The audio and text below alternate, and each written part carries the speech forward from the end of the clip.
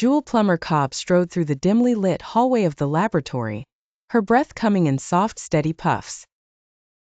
She had spent countless nights in this very setting, surrounded by shadowy figures of microscopes and chemical vials that seemed almost sinister in the faint glow of the safety lights.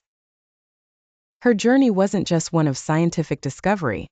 It was deeply personal, driven by the specters of racial and gender discrimination that haunted her every step. A figure in white appeared at the end of the hall, fleeting, almost ethereal. She felt a shiver down her spine but chalked it up to her exhaustion. She pushed open the heavy door to her lab and immediately felt reassured by the familiar hum of machinery. Here she could lose herself in her work, forget the dark veil of oppression that cloaked her outside world. Jewel had a mission, one that would pierce through that very veil. Her work on melanoma not only meant something to the scientific community, but to every person of color who faced the terrifying specter of this aggressive skin cancer. She stared into her microscope, her eyes adjusting to the eerie luminescence. The cells danced their malignant waltz, and she began to identify the horrifying patterns that eluded many before her.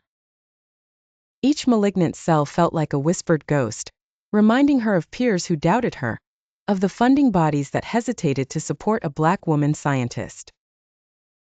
Her hands moved almost mechanically, a dance she had perfected over years, isolating cells, characterizing them, finding the markers that could lead to a breakthrough in treatment.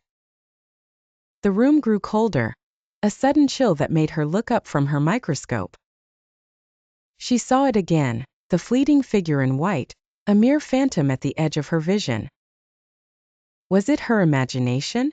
Stress-induced hallucinations? She shook her head and returned to the slides. Every ghost, every whisper of doubt was an impetus for her to press forward.